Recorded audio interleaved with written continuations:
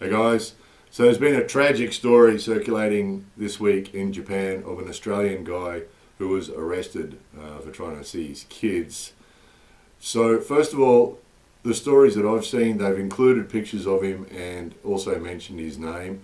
But I'm not going to do that because I don't know if he wants people to do that or not. So I'm not going to mention his name. Just while we're on this too, anytime I do mention somebody in a story, in a video, if I don't include their name, it's because for some reason I've decided that I'd rather not. So if I don't include the name in the video, please don't put the name down in the comments because it sort of defeats the purpose, you know.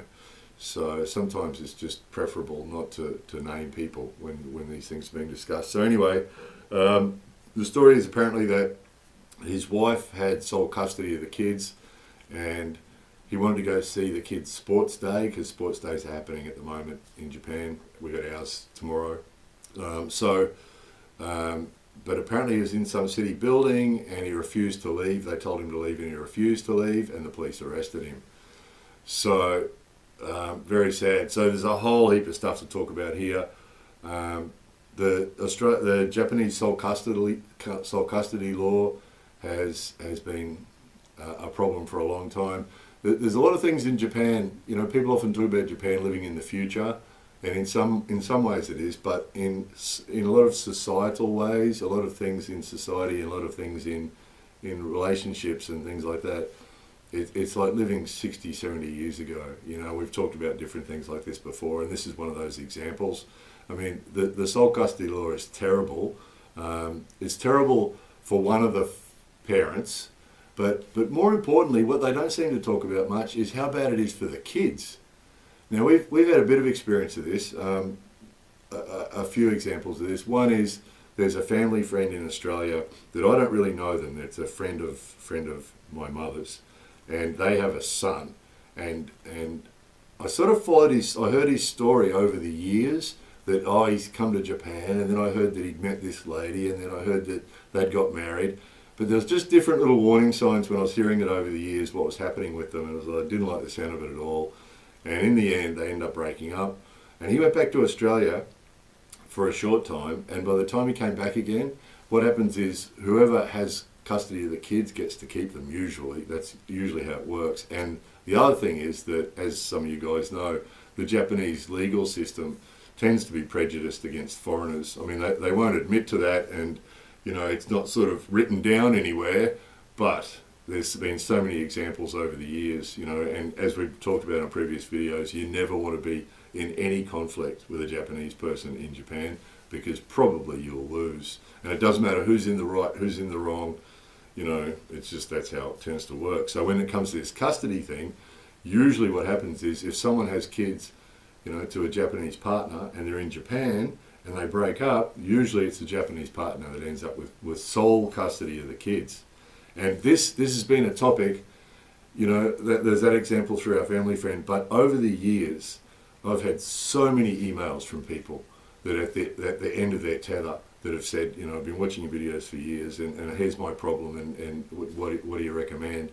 And that exact same story, that, you know, a person who's not Japanese has come here, married a Japanese person or had kids with a Japanese person, and then that Japanese parent has ended up with sole custody, and usually it's the female Japanese lady and a male foreigner who you know, she's got sole custody. What can I do? And sadly, the answer has been nothing. So that family friend, my advice to him, through my mother, my advice to him was to get himself a little apartment somewhere near where the family lived and just be really cool and just give some sort of financial support to the mother and just try to be as cool and calm and supportive as possible. And then with a bit of luck, because the way it works at the moment, there's no legal recourse. So once they've given sole custody to that Japanese parent, there's no legal recourse, right? And this has been objected to over the years. I know Australia objected, lots of different countries, because their citizens have had kids that are here. And the other complication too is if the kids are born here, they're Japanese citizens. So unless they've got dual citizenship, but even then, You know, they're still Japanese citizens and they're here. And over the years, different countries, I know Australia objected, a number of other countries have protested to Japan and said you need to do something about your custody system because it's terrible. Because it is. I mean, you know, terrible for the fathers. I always feel for the fathers, but terrible for the kids. You know, they don't seem to be considering the kids at all in this.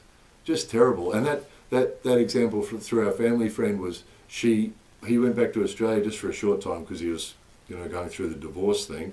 And by the time he came back again, she'd got sole custody and they'd moved, and she just refused to let him have any access to the kids at all. And that's quite often what they do, just refuse. A little bit more to this story too. The what do they call that? The child support system is also terrible. So what sometimes happens here, or often happens here, is if a mother is left, and we've got a neighbour in this situation where she had a kid, and then the father took off, and he's never paid any child custody and child support to the kid ever. And the child support system here is really weak. So in some countries like Australia, you know, if the father takes off, the government can actually take the child support directly from the wages of wherever he's working and give it to the mother. So they've got a pretty strong system there. So other countries have too, obviously, but not Japan. So that's the other side of this coin too, is that quite often the mothers get left with the kids and the fathers just take off. And I'm not just talking about foreigners, I'm talking about Japanese father and mother, and the Japanese father takes off, and that's what I'm talking about with the neighbour. Japanese father takes off and just starts a new life somewhere else and never pays anything to the kids. So the child support system's terrible. But the main topic today is this sole custody thing, and it's just ridiculous. So there's nothing legally you could do. So my advice to that guy was, indirectly through these other guys, was just to set himself up somewhere nearby and just be really cool and not hassle them at all, and just give money to the mother to help support the kids, and just hope over time that she would see that it was good for the kids to spend time with their father, because that's all he can do. Usually what happens though, the fathers just realise that there's nothing they can do, and they just go home, go back to Australia or America or UK or Europe, wherever they're from, and just go home again. An Australian guy in this story this week, that I understand how emotional he must have been. I mean, as a parent, you know, the thought of not being able to see your kids is just a nightmare. I mean, I've actually had nightmares like that I can't find my kids. You know, I can't find one of my kids, and it's just the most horrible thing, you know. Wake up really upset, and it takes ages to realise it wasn't true. So, you know, that's a living nightmare that guy's going through. But getting himself arrested was the worst possible thing he can do, because already the legal system here is biased against foreigners. Now he's got a police record. So it's sort of probably game over for him, because, you know, all she has to say is, well, you know, he's been breaking the law and he got arrested, and, you know, in the way the Japanese system works and the way Japanese thinking works, it's sort of game over for him. So terribly sad. So apparently they have brought a new law in that allows for joint custody starting for next year, but apparently it's got big loopholes in it that you can still end up with one sole parent, and so it's just another problem in the Japanese system, but also it's just another problem with getting involved with a Japanese partner. You know, I've talked about this over the years, that the odds are against you.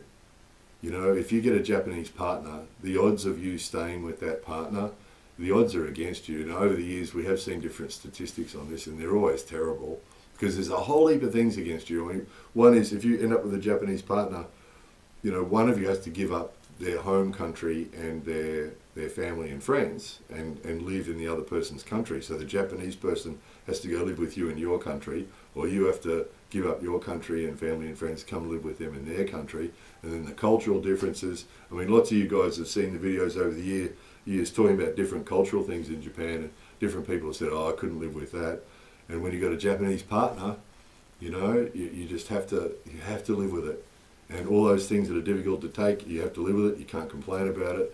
It's really difficult. So I mean, I think any two people trying to live in a relationship is going to be difficult, isn't it? You know, any two people living permanently in a relationship is going to be difficult. But you know, when one's a man and one's a woman, that makes it more difficult. And then if one's Japanese and one's not, it just starts to stack up against you when you're trying to do that, and it makes it even that much more difficult. Not impossible, of course. It can be done. You know, we're doing it here, but it's not easy. And statistically, you know, the number of stories over the years, the number of emails I've got from people that are just losing it.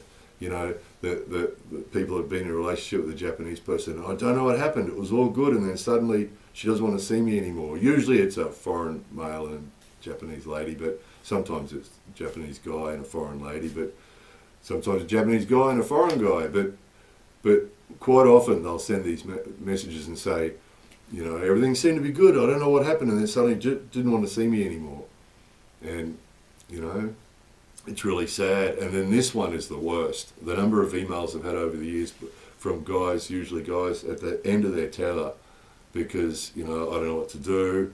You know, she moved back to live with her parents, took the kids with her, and now they're not letting me see the kids. I don't know what to do. What should I do? You know, legally, nothing you can do. It's really sad. It's really, really sad. It's ridiculous. They obviously need to change the system. It's not considering the kids at all. You know, the kids need to be able to have access to both their parents. Unless one parent has really big problems and is dangerous for the kids, you know, which isn't the case in these cases. That's not what it is at all. It's that the mother, the wife doesn't want to see the ex-husband anymore. That's what it is. And pretty selfish behaviour, not thinking about the kids at all, that sort of thing. Unless the father's a problem, of course. Unless he's dangerous or he's a problem, then fair enough. But in the cases that I've heard, you know, the father just wanted to spend time with his kids, and the ex-wife didn't want to see him, which is understandable, but it's selfish behaviour, isn't it?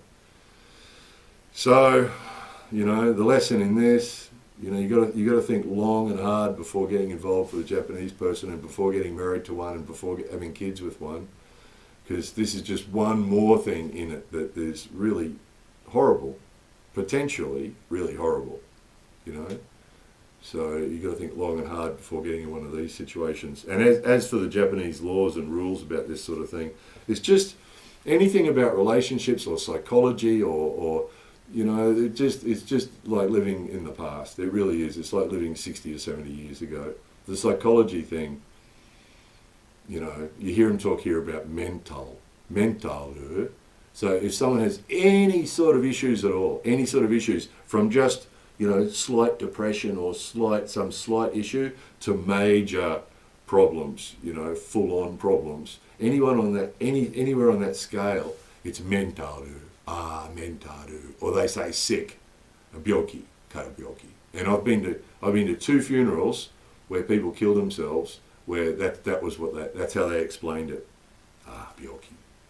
You know, and that's the end of the discussion. That's it. There's not more complex than that as far as they're concerned. Anywhere on that scale, from some slight depression or some slight, you know, that guy was lost at one of those funerals.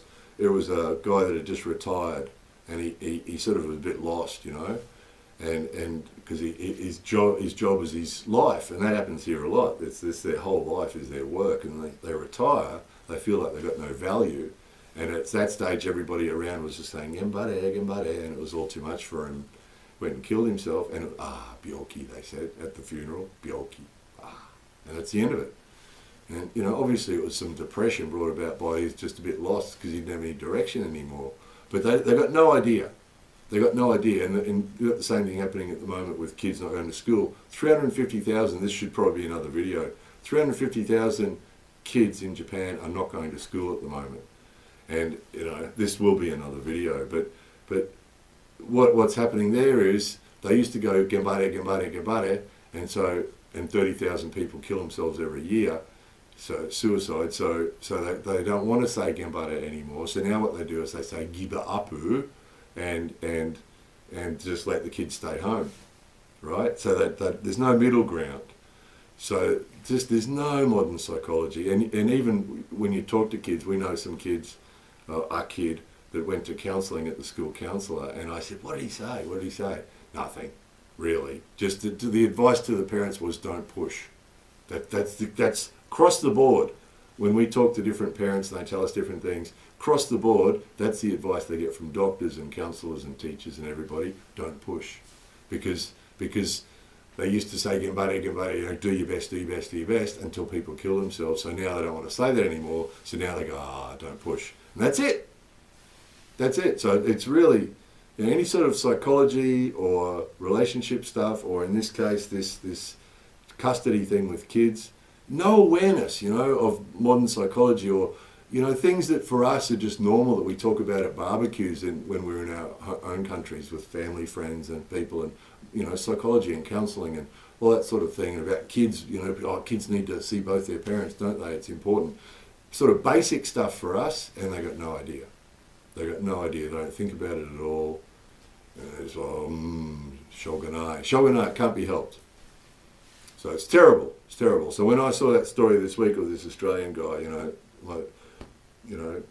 I really felt for him. I really felt for him. But sadly, there won't be anything. He's still in custody apparently. They can keep him for 23 days without charge. That's the Japanese system, which again, that's 60, 70 years ago, isn't it? 23 days in custody without charge. And then, they can decide what to do with him. They could deport him. So, all we can do from these sorts of situations is try and learn something. So there's a few things we can learn from this. One is think long and hard before getting involved in a relationship with a Japanese person, because that romance you have at the start and the reality of life later on, after you're married and so on, is totally different. Really, really is. And statistically, your chances of it being successful are low for all those reasons I talked about before. And then if you have kids, there's this reality that there's a good chance if you break up with your partner that you're not going to see your kids again. So we've got to think long and hard about that. If we find ourselves in that situation, my advice to that other guy was just be available, be available to that ex-wife and the kids, be available to them and give them some sort of financial support if you can, and be available to them and don't push. And with a bit of luck, you might be able to get the ex-wife to see that the kid spending time with you is worthwhile. But that's all you can do. No legal recourse. And don't do it how our Australian friend did, because he's really dug himself into a deeper hole there now. So, police record, and he's got a chance of being deported. So he's made it worse, unfortunately. So I feel really sorry for him. I really feel sorry for him, but it's just the Japanese system is ruthless. It's absolutely ruthless when it comes to stuff like this. Terrible. Terrible. So anyway, what a sad story. It's just terrible, isn't it? But I think with all these things, as I always say, our videos, everything about Japan, we've got to talk about stuff like this, and we've got to learn from it. We've got to be really aware of it, because, all those things I just said, these things, that story that I told you about the family friend in Australia, I sort of, that one was destined. I just knew from the start. Everything about that story I kept hearing, I kept thinking, I don't like the sound of that. And it just got worse and worse and worse and worse. And now, the mother's gone off somewhere else with the kids and the father hasn't got access to them and all. And it just, that statistically, the odds are against you. That's a more likely outcome than a good outcome. It really is.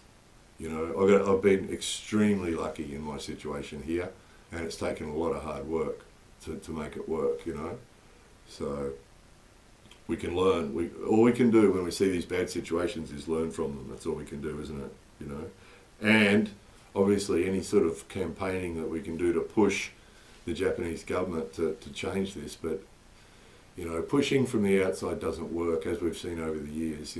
Change in Japan is only going to come from Japanese people, and hopefully they end up with some leaders with a bit more compassion for kids, which is the main issue here, and do something about changing these rules to make it more considerate towards the kids.